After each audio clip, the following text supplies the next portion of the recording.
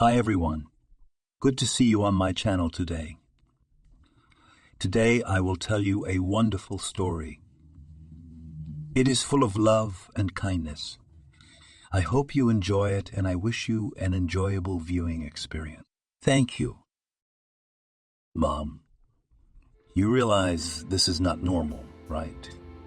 Since the day my father died, our family has been going through some kind of cataclysm every now and then.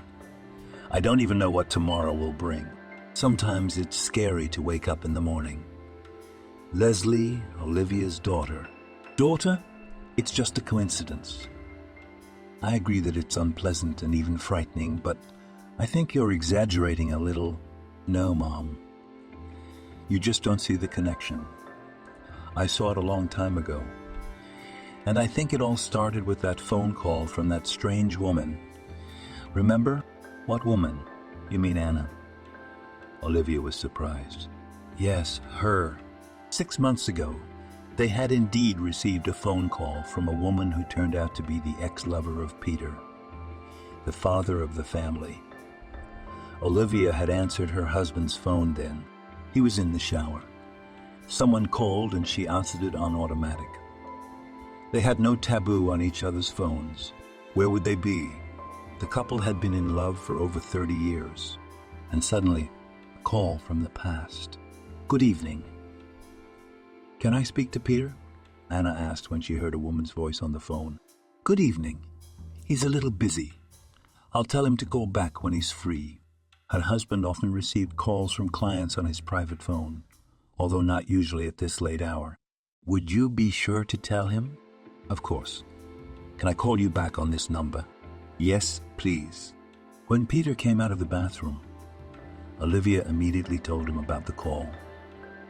He was overheating in the bathtub, didn't want to pick up the phone with wet hands, and asked his wife to dial that woman and put it on speaker. She was sitting next to him and heard everything. Hello, Peter, Anna said. Hello, do I know you? He was surprised. We knew each other years ago. My name? Does that name mean anything to you? Peter was silent for a second. At that moment, he even regretted a little that his wife was sitting next to him and could hear everything. She's talking. Anna, what did you want? It's been years. 32 years, you're right. It's been a long time. Anna, did you want something? He asked again. Yes, I wanted to ask you for help. And how can I help? He asked, but the tension in his voice was palpable. I need money. Can I know the reason for your request? Is your wife around? Maybe she shouldn't know about everything, Anna guessed. I have no secrets from Olivia, and she knows about your daughter?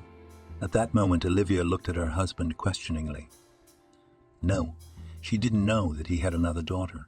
They had 3 children in their marriage, 2 sons and a daughter. But this was the first time she had heard about this other child. Now she had, he replied and gestured to his wife to be silent. Anyway, my Elizabeth is in the hospital. She needs an expensive operation. Otherwise, she will die. I don't have that kind of money. Can you help me? How much are we talking about? I need 3 million. She needs that money, not me. We've never asked you for anything all our lives, but now I just don't know what to do. When Peter heard the amount, he tensed up. It was a lot of money. He simply didn't have that much, even if he added up all the money in his accounts. He and his wife had taken out a loan to build a house in the country, where they planned to grow old.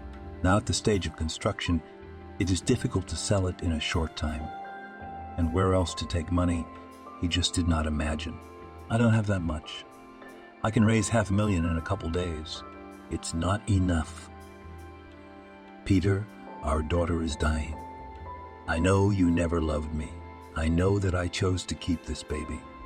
I know I've denied you any chance to see her, but understand our daughter is dying. I need your help. Anna, I understand. I'm sorry. But money doesn't grow on trees. It takes time to get it. I'll try, but I can't promise anything. When do you have to operate? Yesterday, Anna replied. He could hear the tears in her answer. Why didn't you call earlier? he asked. Anna could not admit to him that her pride had prevented her from doing so earlier. She kept hoping that somehow things would get better, but no miracle happened. And now, if this operation isn't done in the next few days, their Elizabeth will die, and with her, Anna will lose the meaning of her life. Peter, will you help me? I'll try. I just need a little time. I'll see what I can do. I'll call you back, but probably tomorrow. Okay? Okay, Anna just said and hung up. Peter couldn't take his eyes off the phone and look at his wife. He realized that a storm was about to break out. He should have told Olivia about Elizabeth, but he didn't, not because he was ashamed of anything. He didn't want to be seen as a jerk. He'd met Anna years ago at some youth party. He was bored and she was there for him. A one-night stand with no strings attached caused the birth of a child. Anna didn't hide it.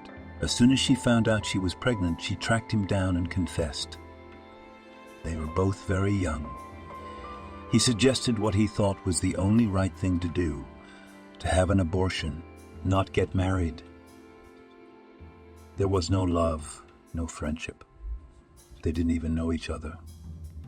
It's clear that neither he nor she were happy that evening, but what happened was what happened. When Anna heard about the abortion, she was angry. She didn't want to do it. Then she told Peter in her heart to fuck off. They saw each other a year later by chance. She was walking down the street with Peter, and he was in a hurry to get home. Seeing her, Peter approached, but she wouldn't even let him look in the stroller. Only said, "That's my baby.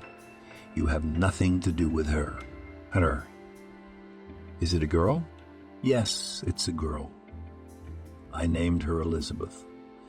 And that's the last time we'll talk about her. Disappear and never come into my life again. Or better yet, leave town. I'll be leaving soon enough, but Anna, I wish I could help you in some way. It's going to be hard for you on your own, do you understand? I don't need anything from you. I'll manage on my own. Goodbye, she said calmly and went on her way. There was no resentment or anger in her voice, only a blind certainty that she didn't need him, and neither did she need his money.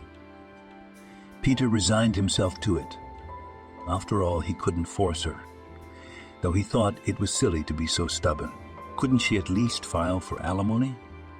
He had a feeling she'd change her mind sooner or later. A couple weeks later, he moved to another city where he was offered a job. He met his Olivia. A year later, they were married, and then life went on as usual. And although he occasionally remembered Anna and her daughter, but did not tell anyone about it, as if there was no such shameful piece in his biography. And now Anna calls after dozens of years and asks for help. He really wanted to help her, but first he had to explain himself to his wife. "Olivia, I'm sorry I didn't tell you sooner," Peter said, working up the courage to speak. He looked into her eyes, but he saw no hatred or contempt as he had feared, only incomprehension. "Peter, you've had a daughter all these years, and you've had no contact with her? When Elizabeth was little, Anna wouldn't let me. And when she grew up, she didn't want to. What could I do? What makes you think she didn't want to?" She said so herself. "I tracked her down on social media once. I texted her, asked her to meet me. She was 20 years old at the time. She said she'd lived her whole life without a father, and she didn't need one. I tried to convince her, but she wouldn't listen to me, and then she blocked me. And you didn't say a word the whole time." Olivia definitely looked upset, but Peter wasn't sure what that had to do with anything. "Are you mad?" "Yes, I am. Can I ask why?" "Because you lied to me." "Olivia, I didn't lie. I just didn't tell you. What would have changed if you had known?" "I just would have known." "Okay, what do you think you're gonna do?" my wife asked. "I'm gonna try to get the money." Good. They both got on their phones and started calling people they knew who could lend money. After 3 hours, it became clear that this was not enough. Everyone had their own life and their own expenses. They could borrow no more than $1 million from different people. and from different people. They could get another $500,000 out of their own, albeit with difficulty. But where could they get another $1.5 million? Peter called Anna back in the morning to tell her about everything, but she didn't answer. She called in the evening. "Anna, I can bring $1.5 million, he said. "Not anymore?" Anna replied in a hollow voice. "What do you mean you don't need it?" "What's wrong?" "Not anymore. You're late. I hate you." "Explain yourself. What happened?" "Elizabeth died this morning." "She didn't wait for the operation." "You're too late." Peter went cold inside when he heard her. But what she said next frankly scared him. "I heard you have 3 kids. 2 sons and a daughter. Well, I curse you and your whole family. My Elizabeth is gone, and today I'm gone. And remember, in the last seconds of my life, I will wish death upon you and all your loved ones. I curse you. May your lineage be cut off. May no one with your blood ever see the light of the sun again. Farewell." And she passed out. Olivia sat beside her and saw her husband's face twitch at what he'd heard. It was as if they both felt the curse that had been said in the grief of their loss weigh on their shoulders, as if they could feel its weight. Their youngest daughter, Leslie, stood in the doorway. She understood nothing, but heard the end of the conversation. With a frightened look at her parents, she asked, "What was that?" Olivia tried to calm her daughter down, told her about Elizabeth and her mother. What was the point now of hiding something? Leslie listened and couldn't believe her ears. Not that she felt love, sadness, or sympathy for her dead sister or her mother, for she did not know them at all. But she was frightened. "One does not throw such words," only answered the daughter. "They are just words," her mother told her. "Don't worry." But Leslie did. She was the kind of girl who believed in curses and spells and the supernatural. She didn't want to think that their whole family was cursed now, and especially since the curse words had been spoken on the very day this Elizabeth had passed away. Her father wouldn't admit it either, but he was uncomfortable with everything he'd heard from Anna. Her voice was full of hatred. She seemed mad. 2 months later, Peter died. He was in good health despite his age, 57. And suddenly he had a heart attack. He had never had a heart attack. He had never had a heart complaint before, and then he just had a stroke while he was at work. While Olivia grieved the loss of her husband, Leslie became even more afraid of that curse. She felt like it was all connected, but she had no idea what to do next. Just a month later, an accident happened to her older brother, Paul. He survived, but was seriously injured. He'd been in an accident while hauling another load. Paul worked as a trucker, always carefully drove these huge trucks, and then suddenly flew off the road at 14S heat. How come? He broke an arm and a leg. Hit his head, but at least he was alive. Neither he nor his wife Julianne knew anything about Anna and her curse. Olivia asked her daughter not to tell anyone anything so as not to scare them. Another month passed when Alex's second brother's wife miscarried. She was 5 months pregnant when it all happened. The doctors were very surprised because there was no sign of anything like that before. Alex was very upset, but he tried not to be discouraged for his wife's sake. But Leslie thought it was too strange. It was as if a fierce curse was gradually gaining strength when, a few weeks later, she found out she was pregnant. Leslie tensed up even more. 2 years ago, she had gotten married. She and her husband had been planning to have children, so they had been unprotected for many months, even though nothing had worked. And now she's finally pregnant. It would seem that she should be happy, but no, she became terribly afraid. She wanted this child to be born alive and healthy, but there was little confidence in this. Since the death of his father in their lives, really happened a lot of strange things. The soil under the house, which was being built outside of town, suddenly began to turn into a swamp. Foundation floated. The contractor didn't understand how that could happen. Alex was in the hospital a couple of times with serious poisoning. Leslie herself, not so long ago, got into a situation that would not wish the enemy. She was calling the elevator to go to work. The elevator doors opened and she almost stepped into the void. The doors opened, but the elevator was not there. She wondered how she managed not to fall down the shaft. She was scared out of her wits. That's when she went to her mother to talk to her. But Olivia still didn't believe in the curse. "What do you suggest?"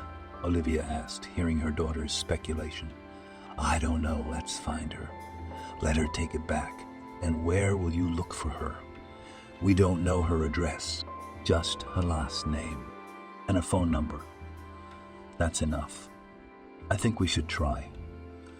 "Mom, she cursed Dad's whole family. That includes me and my brothers. And my unborn child. What if it's true, Leslie? I don't believe these things." "Mom, Dad was a healthy man, and suddenly he's dead," insisted her daughter. "These things happen. Yes, it's very sad, but this Anna has nothing to do with it, and it seems to me that very much to do with it." Leslie persisted. "Okay, if you don't want to, I'll find her myself. I'll find her and make her take back all her curses. I don't want to spend the rest of my life looking around corners. I don't want to worry about my brothers and their kids. I don't want to worry about my child. I have to do this. Leslie, if you can track her down, we'll go there together, okay? I don't want you to do anything stupid." "Okay," promised her daughter, but for some reason it seemed to her that her mom would only get in the way on this trip. Back home, Leslie asked her husband for a favor. "Benedict, can you ask Ryan to look for someone? It's very important." She had already told him about the curse in the strange phone call.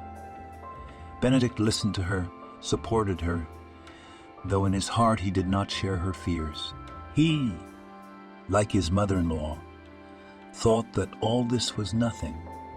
But at the same time, he knew that his wife was incredibly stubborn when something gets into her head. Benedict had seen with what enthusiasm Leslie watched Battle of the Psychics. Even though she'd said many times that she didn't believe it was true, she still enjoyed it. Perhaps it was because in her heart she believed that there were other worlds and life after death and curses, even though she had never seen the proof of it in person before. "Who do you need to find?" he asked. "That woman. Anna." "But why?" "I want to go and talk to her. It seemed to me that all this is no accident." "And what will you say to her?" "Benedict, I'll decide when the time comes. For now, I just need to find her. Can you help me?" His friend Ryan was an investigator. He was supposed to be able to help in this matter, but Benedict couldn't be sure. "I'll ask, but no promises." "Thank you for that," Leslie said hopefully and kissed her husband on the cheek, wincing at the stubble of 2 days' unshavenness. A couple of days later, Benedict pleased her when he told her that he had managed to get the woman's address. "What are you going to do next?" "I'll go to see her first thing tomorrow morning." "Alone?" "Mom wanted to come with me, but I don't want to take her." "Then I'll go with you, okay?" my husband offered. Not that he wanted to travel, but Benedict knew that Leslie was not a good driver. She had miraculously managed to get her license, but she was always in small accidents, so he was afraid to let her go alone. "Cool. You'll be the navigator," she said cheerfully. "No, my dear, the navigator will be you," replied her husband sternly. In the morning, they woke up early and drove to another city, which was 400 kilometers from their home. They had a long way to go, so they stocked up on food and water so they wouldn't starve on the way. Lately, Leslie had developed an unhealthy appetite, but she was sure that it was because she was pregnant. They arrived at Anna's house at 3:30. Going up to the second floor, they immediately saw the apartment with the number 25. Leslie rang the bell, but it didn't seem to work. She knocked on the beautiful oak door once, then again, but no one opened it. She certainly wasn't going to leave, so she knocked even louder until the neighbor from the apartment across the hall opened the door. "Why are you making so much noise?" a woman in her 60s asked. "Oh, hello. Sorry if we disturbed you," replied Leslie. "We need a woman from this apartment. Her name is Anna. We're her distant relatives." "Relatives? You guys are late.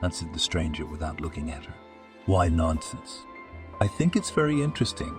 They don't know anything about them. They have no idea who they are, Aubrey replied tiredly and finally looked her straight in the eye. Her expression turned from tired to concerned in a second. My name is Aubrey. Come with me, beautiful maiden. There was a lantern nearby, and the woman dragged Leslie by the arm and led her to a place where she could get a better look at her. You're in trouble, said Aubrey. You know it. She guessed from her frightened look. I know, but where do you come from? I know a lot of things. I've been around a long time. What am I to do about this trouble? I won't tell you right away. You have to think about it. Consider everything. Is it your husband? She asked in the affirmative. Yes, my Benedict. Let you and Benedict drop the old aunt to the house. I will give you tea, and at the same time, we will think what can be done with your trouble. It seemed to Leslie as if fate itself had thrown them into this town to meet this Aubrey. She had a ghostly hope that this woman could really help her. She seemed to forget her hunger and fatigue for a second, as if the very thought had energized her. Of course, let's go. Agreed. Do you live far away? No, about 15 minutes away. I'll show you, said Aubrey, walking to the car. Hello, Benedict, she said to her husband, and then just got into the back seat. Benedict looked at his wife in surprise but did not object. This day was beginning to seem even stranger to him. All the way there, they hardly spoke at all. Leslie listened to the song playing softly on the radio, and she didn't notice that she was falling asleep. Benedict noticed that his wife had dozed off a little, but he did not disturb her. He looked at her and wondered how cute it was that she was drooling on his jacket when she woke up abruptly and jerked in surprise. What is it? He asked. I had a bad dream, Leslie answered, frightened, and was about to tell him when she heard Aubrey's voice. Don't tell me about the dream. Don't. It's too bad. Don't make fate angry, she asked sternly. Leslie blinked in surprise, but realized that the woman was right. She dreamed that she was in the maternity hospital, took her newborn son in her arms, looked at him with adoration, and suddenly began to strangle him, not knowing why she was doing it, but could not stop. Maybe we really shouldn't talk about that kind of thing. A couple minutes later, they pulled up to Aubrey's house. The woman tied up the dog running around the yard and invited the guests inside. A fat ginger cat chased after her, probably begging for food. She made herbal tea for them and put 3 mugs on the table, took out a pack of cookies from the dresser, and offered them to her guests. Leslie happily pounced on the treats. They had long ago finished the food they had prepared for the road, and they hadn't stopped at the store. They were in a hurry to get home. To be exact, they stopped once, but Leslie didn't like anything there, so they drove on. Did you finish your drink? Aubrey asked when he saw that her mug was almost empty. Yes, this tea is so good. What's in it? It's herbs and cranberries. Give me the mug. The girl obediently handed her the mug. The woman frowned and looked at it for a few minutes, then asked again, Give me your hand. Leslie thought that now Aubrey would start reading the lines on her hand like a gypsy, but no. The woman took her palm in her hand, closed her eyes, and fell silent, shaking her head from side to side. Pregnant, too, she said suddenly, and Benedict looked at his wife in surprise. The stranger could not have guessed. The term was still very young. His wife's body had not changed at all. Aubrey was silent for a few more minutes and then opened her eyes. You didn't know her, which is a shame. Perhaps if she had gotten to know you and your brothers, but didn't throw those words around. A chill ran down Leslie's spine, and Benedict's hair stood on the back of his neck at her words. But the woman continued, I pity my father. He would have lived longer. He was destined to live to old age, to see grandchildren. Pity him. The couple tensed even more, but remained silent, staring at the woman. Tell your brother not to drink. He's not well now, but his arm and leg will heal, and if he starts drinking, he'll soon follow his father. Suddenly, Leslie couldn't take it anymore. Aubrey, what can we do? Isn't there something we can do? There has to be something. Aubrey said, sure. And it better not take too long. Will you help us? Benedict asked, a little surprised. Yes, of course I will. Since you've come in my way, I can't help you. Benedict could hardly keep back the tears of joy that came to his eyes when he heard about the son, and Leslie was even more frightened, for in her recent dream she had also seen a son. She knew in her heart that she would never harm her child, but now she could not be sure of anything. Too many strange things had happened that day. And what should be done? The girl asked. Aubrey thought for a moment, then answered, I need to get ready. You come to me in 3 days. I'll get everything ready and we'll go. Go where? Where to? To her grave, Aubrey answered, as if it were a matter of course, and then suddenly said, Let your father go. What does that mean? Leslie didn't understand. Let your father go. His soul can't leave. You're holding him. Let him go. What do you mean I'm holding him? You cry at night when no one hears you. You don't show it, but you cry a lot. He's standing behind you with his hand on your shoulder, trying to calm you down, and he can't get away. At that moment, Leslie suddenly burst into tears. She didn't know how to explain it, but after her father's death, she often felt his presence around her. She thought her mind was just clouded with grief. But no, at the thought of her father standing behind her, she felt a kind of childlike joy mixed with fear at the same time. No, it wasn't her father's soul she feared, but the fact that it was holding her. How do I let go? Stop crying. Go to his grave, say goodbye, and don't cry anymore. Thank him for everything he did for you. Pray for him and say goodbye.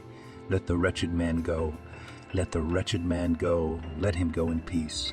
Go tomorrow and go. All right, Leslie said meekly. All right, you go already. You've got a long drive ahead of you. You'll be home by nightfall, Aubrey said nonchalantly as she led her guests away. If your mother asks to go with you, don't take her. Leslie did not understand anything but nodded. The couple drove in silence for half an hour. Each was thinking of his own, but about the same thing. When Benedict suddenly asked, What did you dream? Leslie looked sadly at her husband and opened her mouth to tell, but suddenly remembered the warnings of their new acquaintance. Sorry, I will not tell. Bad dream, she replied. Leslie, what was all that just now? I don't know, but Benedict, I think she can help us. I believe her, but it doesn't work that way, he insisted. It doesn't happen, I agree, but how did she know? She didn't say anything at all. Yeah, nothing at all. About her father, about her brother, about that Anna. I think she knows more than we do. You'll take me here in 3 days, won't you?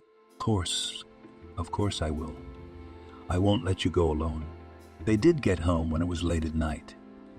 It took longer than they'd planned. When they got to bed, they fell into a dreamless sleep. When they woke up in the morning, Leslie called her mother and told her everything. Why didn't you take me with you? I didn't want to worry you. You don't believe any of this anyway. I think I believe it a little more than I used to. So you're going again in 3 days? Yes, we are. Will you take me? Olivia asked. Sorry, Mom. We can't. Why not? Olivia was surprised. Aubrey asked. It's strange. Very strange. After breakfast, Benedict reminded his wife to go to the cemetery. They bought a bouquet of flowers, white roses which her father had often given to his wife, and he liked them particularly. As they approached her father's grave, it seemed to Leslie that he was walking beside her. Sometimes it felt like if she held out her palm, as in her childhood, her father would take her hand. She even smiled at the thought. After placing the roses on the grave, Leslie looked at her father's picture with longing and love, and then said, Daddy, it's time for you to leave us. I love you, and I always will, but it's time for you to go. There is another world waiting for you, and we will stay here for now, but know that we will meet again. I won't cry anymore, I promise you. Go in peace. You're the best dad in the world, and you always will be. Goodbye." As soon as she finished speaking, a light breeze came out of nowhere. The leaves of the birch tree that stood near the neighboring grave rustled, and a big May beetle landed on my father's monument. Leslie watched the beetle fly away and mentally said goodbye to her father, wishing him luck. It seemed to her that with this beetle, her father's soul was flying away into the sky. Silly, of course, but she felt a little better. 3 days passed. Leslie and Benedict could hardly wait until it was time to set out again. They already knew where Aubrey lived, so they had no trouble finding her house in that town. When they arrived, she was standing at the gate with a basket in her hands. Leslie got out of the car and said hello. "Have you been waiting long?" "No, I just got out," the woman said calmly, as if she knew exactly when they would arrive. But neither Leslie nor Benedict were surprised. A few hours later, they drove up to the cemetery where Elizabeth and Anna were buried. "You stay in the car. You're heavy," Aubrey said to Leslie. "You stay with her." Turned to Benedict. "But how will you find the right place?" he wondered. "Why look for it? She herself is standing there waiting," the woman said calmly, and walked with a confident gait to where she thought she should go. "What do you think she will do?" Leslie asked her husband when Aubrey was out of sight. "I have no idea, but I don't really want to follow her. It's kind of creepy out here." "It's always creepy in a cemetery," agreed. They had been in the car for over an hour when Aubrey finally returned, but she looked worried. "Is everything all right?" the couple asked in unison. "I'm not sure. She's restless. I hope everything worked out, but we have to make sure." "And how?" "Without understanding anything?" asked Leslie. "I know how. Come to my place. I'll explain everything." Without asking any more questions, they got into the car and drove back to Aubrey's house. It was actually hard to keep quiet and not ask anything, but why they were both afraid they wouldn't like the answers. Suddenly Aubrey started talking on her own. I mean, she didn't even love him. Just one night, but she loved her daughter. She loved her daughter very much. She had a resentment for her daughter. It's bigger than her own resentment. "I hope she'll let it go." "And if she doesn't?" Benedict asked, looking at his wife's frightened face. "And if she doesn't, we'll keep going to her until she forgives." When they arrived at Aubrey's house, she asked Benedict to sit in the car and took Leslie with her. "Don't worry." All she said was, "I won't hurt her." When she entered the house, she rummaged on one of the shelves, found a vial, poured a few drops into a mug of water, and handed it to Leslie. "Drink, drink." The girl looked at her warily, but drank every drop, feeling heavy in her head and body. Aubrey took her hand and led her to an old sofa, laid her head on her lap and stroked her hair, saying, "Now you will fall asleep. You will dream of that Anna. Don't be afraid, ask her for forgiveness. She'll be angry, but you'll smile at her. Tell her you're sorry you didn't recognize Elizabeth, that..." Leslie heard nothing more. She fell into a deep sleep.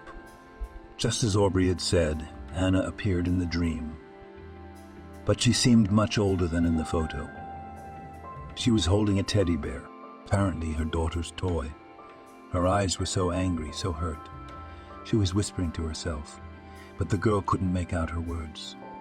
She tried to say something to her, but it was as if Anna didn't hear her, as suddenly everything disappeared. Leslie woke up trying to understand what had happened. "What did you see?"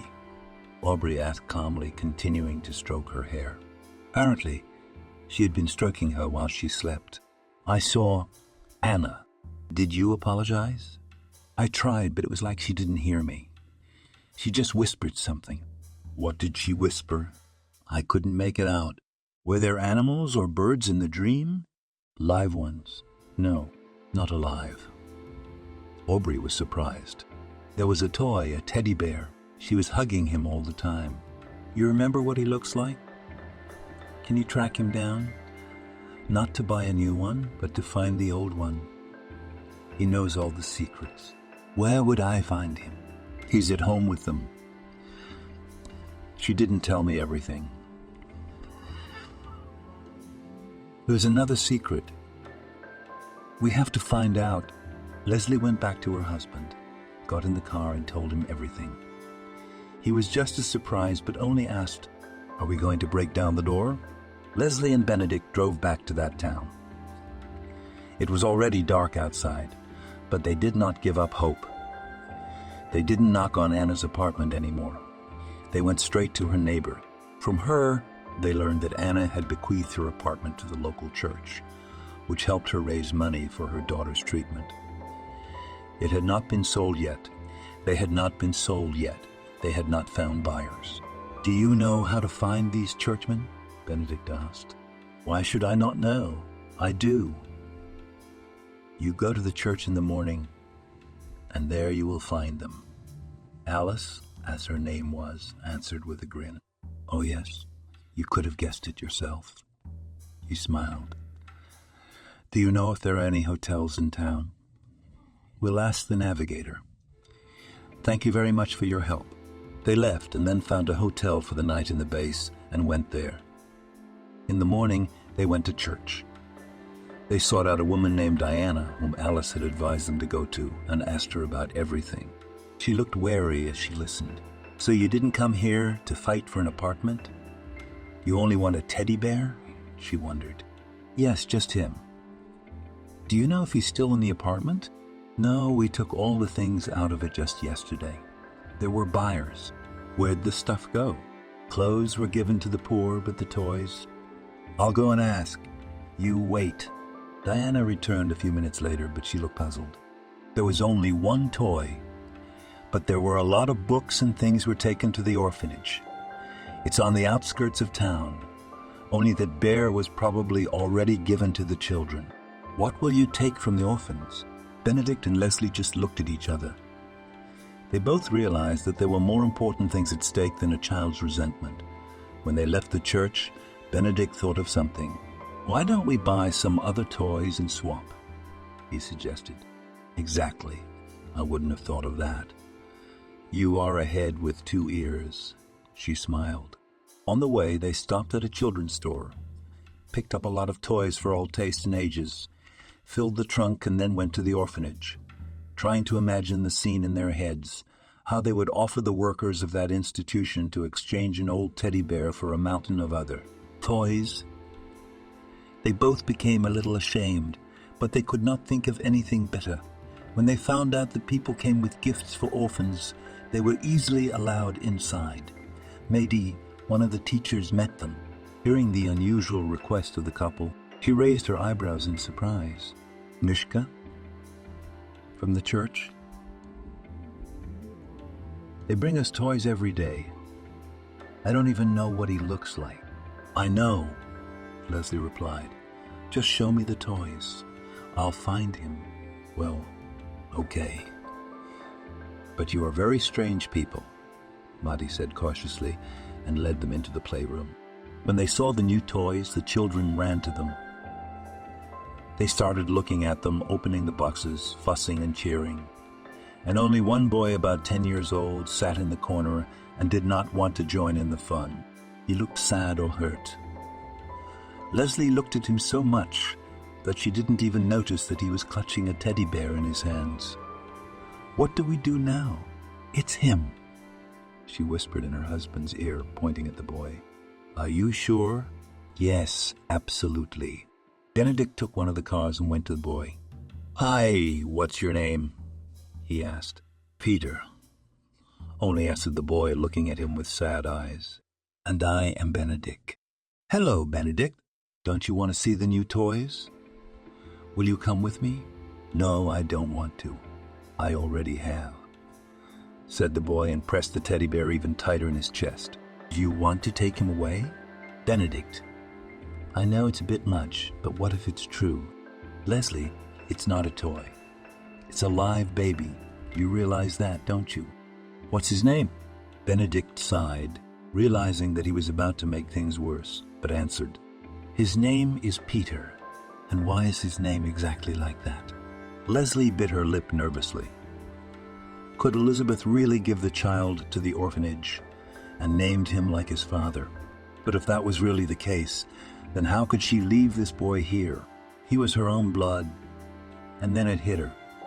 That's why they were here. When Anna had cursed Peter and his family, she hadn't known she had a grandson, had she? Or had she? But that was why she had cursed him. Or did she know? But that's why she cursed. There were so many unanswered questions. Leslie, on impulse, walked over to little Peter and squatted down beside him. Up close, he looked even more like her little brother. "Hi, are you Peter?" "Hi. Do you want my teddy bear too? I'm not giving it back." "No, I don't want your teddy bear.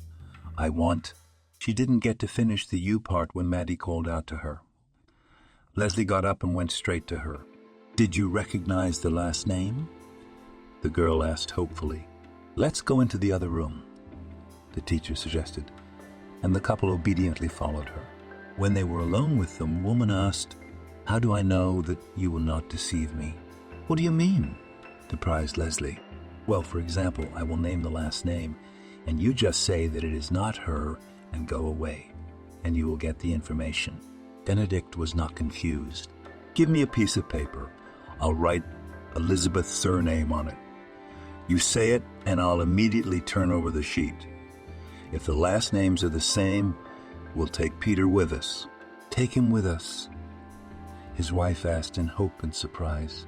"We will," he answered only, took the paper from Maddie's hands and wrote Elizabeth's name, then folded it in half. "Now it's your turn." Maddie looked at both of them suspiciously. They were looking more and more like bogeymen to her, but she had nothing to lose. "Walker," she said loudly, and snatched the paper from his hands, read what was written on it, and smiled. "That's wonderful. So now our Kolenka will have parents."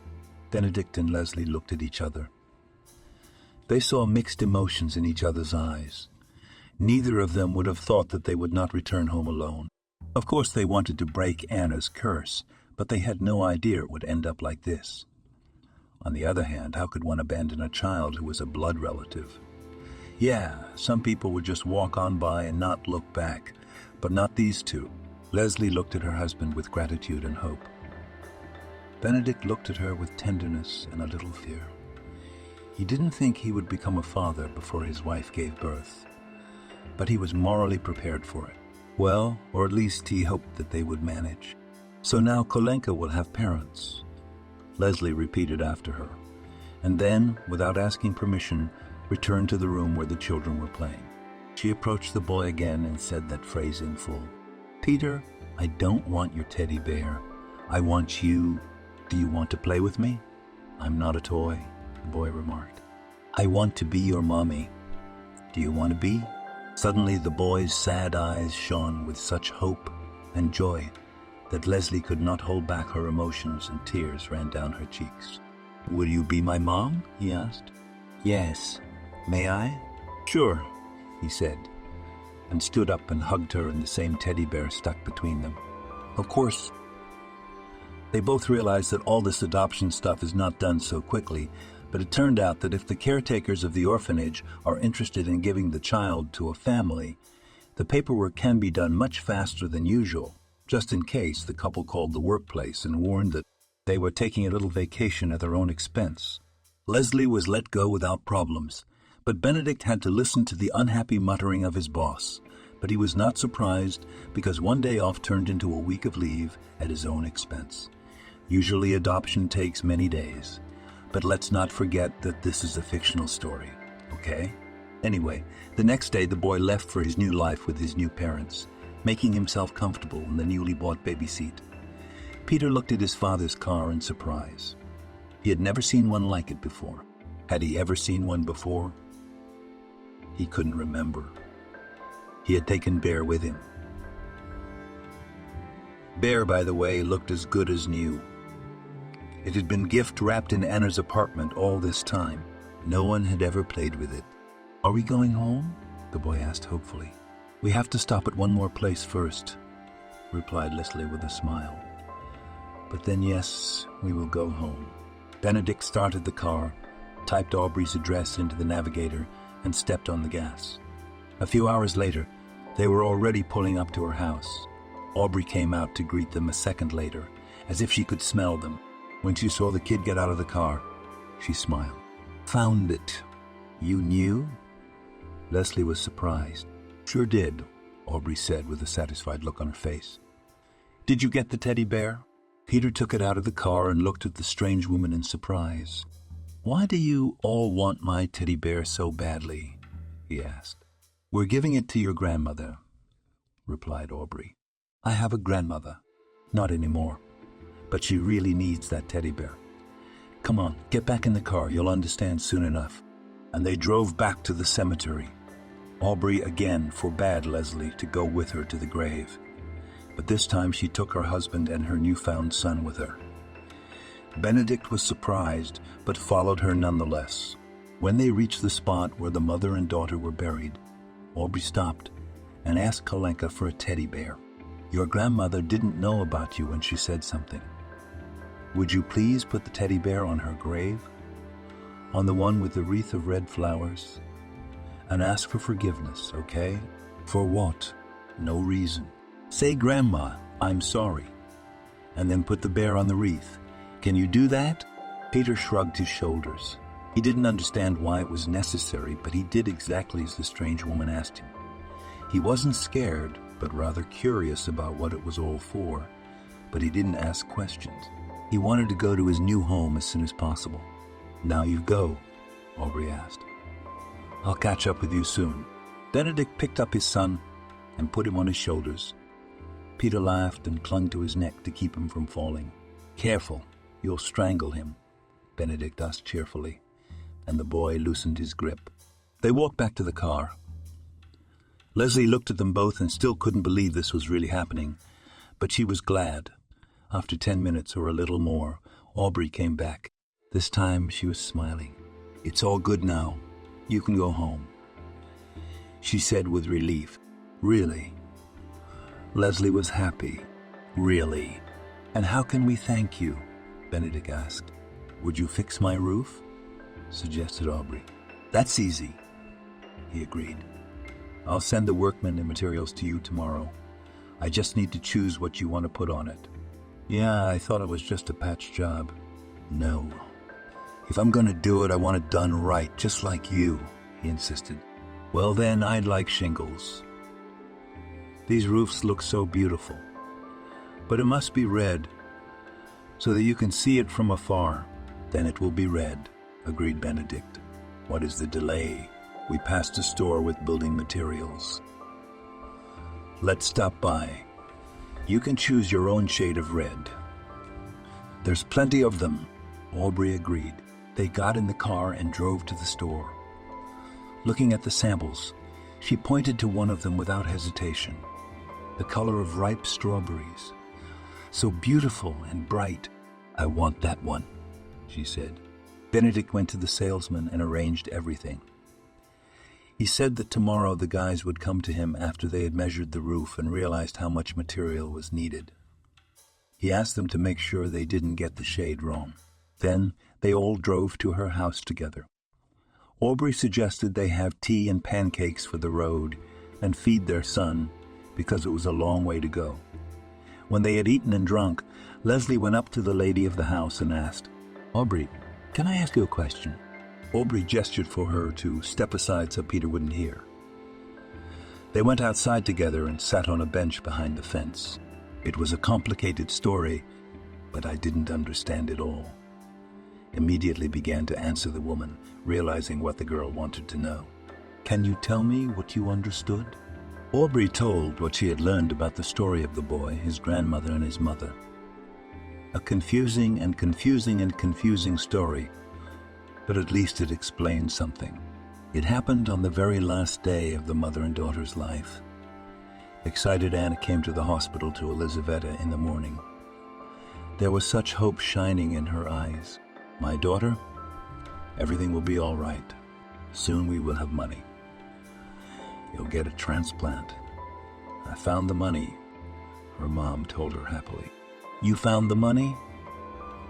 But where? Elizabeth was surprised. She had given up hope that she would survive. She had resigned herself to the fact that she was living out her last days in this world. I called your father. He said he would find the money. Who? My daughter frowned. Peter, your father. Mom, where did you get his number? We still know each other. I made inquiries and tracked him down. But why? I won't accept his help. He's a traitor.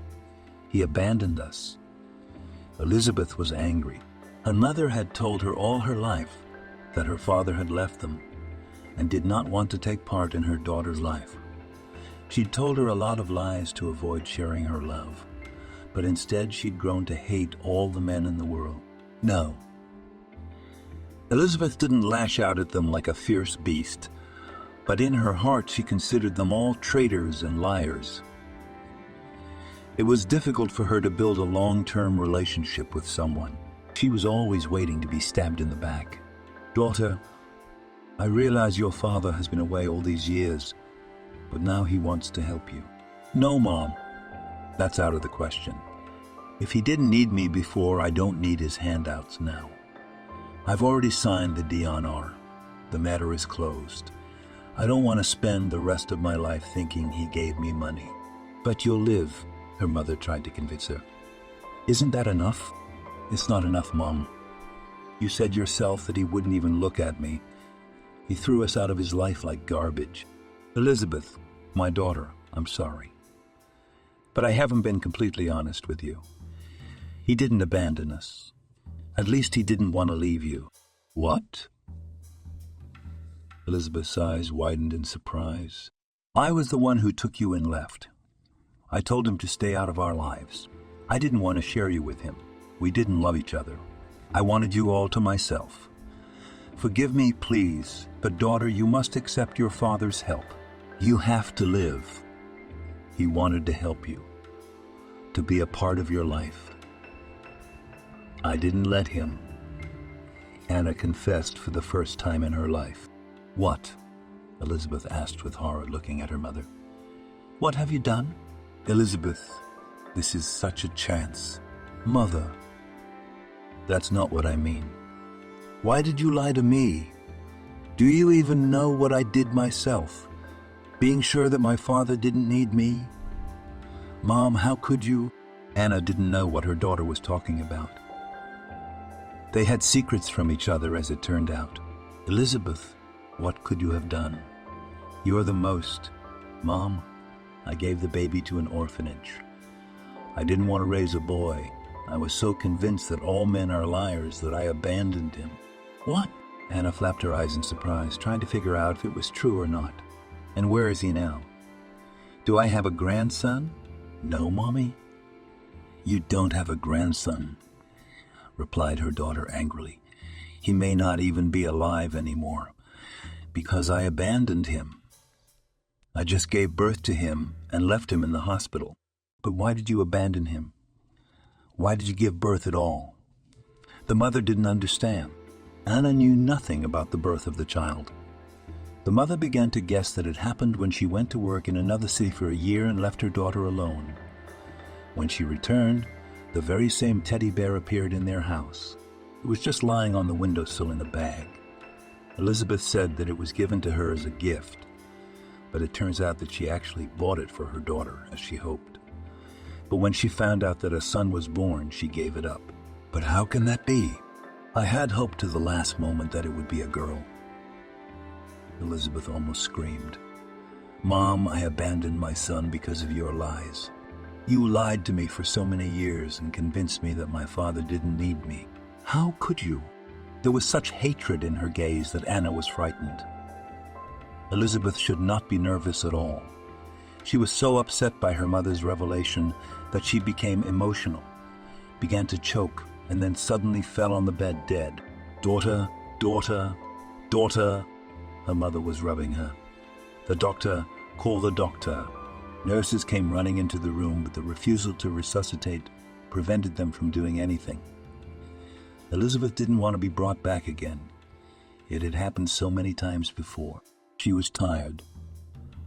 lost all hope, realizing that they couldn't afford the surgery, that they might not be able to find a donor.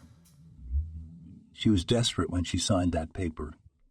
Even though she thought she was doing the right thing, Anna left the hospital so distraught. The thoughts in her head were jumbled. The mind seemed to be foggy. She was grieving and angry at the same time.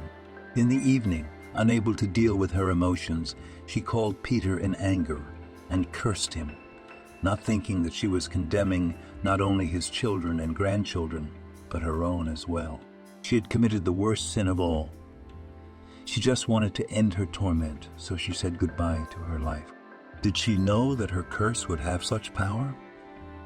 It is unlikely that anyone can answer that question, but it happened the way it happened.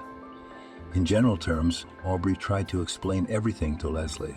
She didn't seem to understand everything, but at least she understood something. And how do you understand a mother who lied to her daughter her whole life? How to understand Elizabeth, who refused to give up the child only because of his sex? How do you make sense of it all? One thing Leslie knew for sure was that it was good that they took the boy with them. Of course, he was unlikely to forget the first 10 years of his life, but now at least he would live in a loving family. After saying goodbye to Aubrey, the parents and their son went to their home. They lived in a 2-room apartment for which they still paid the mortgage, but there was not much left. Benedict had bought it before his marriage, when he had planned to start a family. The bedroom had been given to Peter, and the living room had been turned into his parents' room. How happy he was when they went to the store together and picked out the new furniture he wanted. A few days later, when all the rearrangements in their house were completed, Leslie invited her mother to visit. Of course, she guessed that Olivia would not be very happy and most likely would not understand why they did it that way. But she didn't care that Peter was her sister, didn't care. Leslie herself didn't care that Peter was her sister's son by another woman. He was her blood nephew and now her son. "Mommy, come and visit right away," she said, calling her mother first thing in the morning. "Maybe you'd better come to my place," Olivia suggested. "No, we need you to come to us. We have a surprise for you," her daughter urged. "A nice one, I hope. I'll tell you one thing for sure. It's a surprise." Olivia arrived a couple hours later. She didn't have any plans for the day, but her daughter had managed to intrigue her. When Leslie saw her cab pull up, she ran outside, wanting to prepare her mother for what she was about to see. They sat on a bench near the entrance for half an hour, while her daughter told her about their adventures. Mom listened and could not believe it, and when a little boy appeared in the story, she was especially surprised. "Leslie, you what? You took him?" "Yes, we adopted him. And before you get all indignant, I wasn't going to. I want to meet him. Mom asked me to." "Then let's go," Leslie suggested more cheerfully. They entered their apartment together. Benedict and Peter were in the nursery building some kind of constructor. Olivia entered the room almost silently and looked at the boy curiously, then came closer and sat down on the floor beside him. "Hi," she said softly, and touched him with her finger as if she were trying to see if he was real or not. "It tickles." Peter smiled and looked at her. "Hi, who are you?" "I'm your grandmother. My name is Olivia. I do have a grandmother," the boy said excitedly, stood up and hugged her around the neck. "Hi, Grandma." Olivia smiled, hugged him too, and then walked over to her daughter. "He has Grandpa's eyes. Did you notice?" "No, he looks like Alex." Leslie smiled. "Who do you think Alex looks like?" That's true. Alex has always looked like his dad. Anyway, now we have Peter back in the family. You don't mind, do you?" "How could I mind? He's your son now," Grandma replied fondly now. "He's so small, so thin, and you can't tell that he's already 10. It's all right, we'll fatten him up. He'll grow up." Leslie smiled and kissed her son on the top of his head. From that day on, all the misfortunes in the Quito family stopped. A few months later, Leslie gave birth to a healthy baby girl, giving Kalenka a real sister. Her brother Alex's wife got pregnant again, and Paul fully recovered from the accident. Life was back on track, and everyone lived happily ever after. Thank you for watching this video to the end. Subscribe to the channel. Like it, write comments if you like the story, and see you on the channel.